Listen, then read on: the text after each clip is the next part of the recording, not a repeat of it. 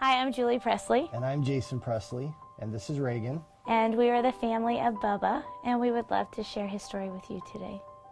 We did not know about the diagnosis prior to Colin's birth. Colin came into this world when and how he wanted. He came 2 months premature on the 4th of July. They had actually called me after my AFP test and told me that they thought that Colin had Down syndrome. They came back and told us that he was going to be perfectly healthy and that everything was fine.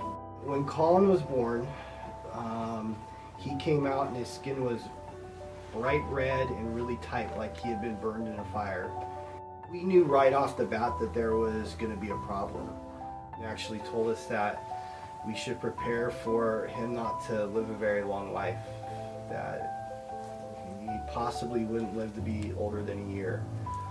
And that was scary. I felt like we could handle whatever challenge came, and Julie was strong enough to deal with it, and I knew that, you know, she was going to be an awesome mommy no matter what.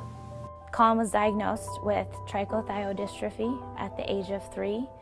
There's less than 100 known diagnosed cases in the world. He was legally blind, legally deaf, autistic, xeropimidoma, he's allergic to the sun, autoimmune issue, mentally and physically disabled, constant surgeries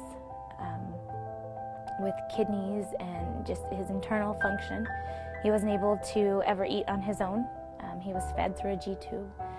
It was just the beginning of what would be a lot of work and a lot of love and a lot of patience. I knew what the doctors had said, and I was incredibly close with Colin, incredibly close with God, so I felt like I would have a feeling or impression, or I just kind of know when the time was right or when he was done fighting. When he did pass, it was a shock.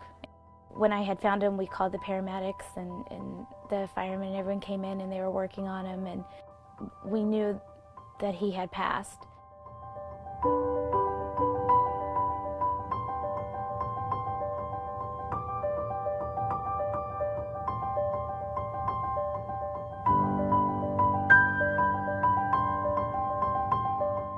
Colin, being the amazing teacher that he was the most Christ-like, amazing person that I've ever met. And throughout his entire life, he taught me personally about forgiveness. I don't know how many times we went in for a treatment or a test and people would hurt and poke and prod, and he didn't know why. He mentally couldn't understand it, yet he would be hugging and kissing and loving on him as we walked out the door.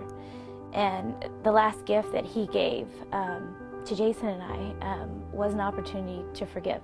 Shortly after he passed, we found out that he had organs that could be donated. We were in the hospital, and while we were at the hospital, they brought him a helium balloon, and they also brought him a pillowcase with a present. And inside was a cheap little keyboard, which he loved and thought it was the best thing ever. And it got us through treatment that day. It broke shortly after, so it wasn't even this wonderful, expensive gift. It was just a simple little toy, but it made his day, and it made my day, and it came wrapped in a pillowcase.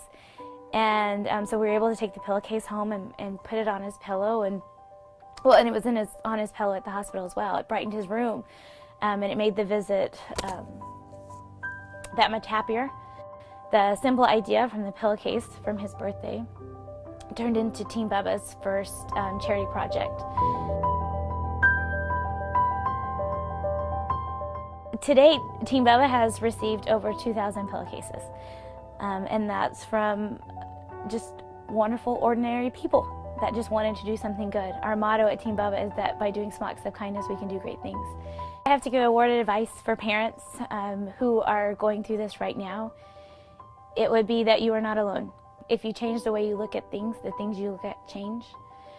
And as hard as our days could be, with vomit and poop and medications and a ton of no's, your child will never do this, your child will never be able to do this or see this, you won't have a life with them. Oftentimes tuning that out and changing the way you look at it and finding the positives. There will be bad days, and it's okay to have bad days. It's okay to get frustrated, it's okay to get sad, it's okay to take that moment. It's okay to grieve the moments that we might not ever have. I remember every time a milestone would come and Colin didn't hit it, I would tell myself, you have this day.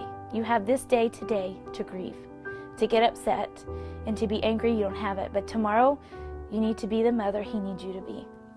And it's okay. We love you, Bubba.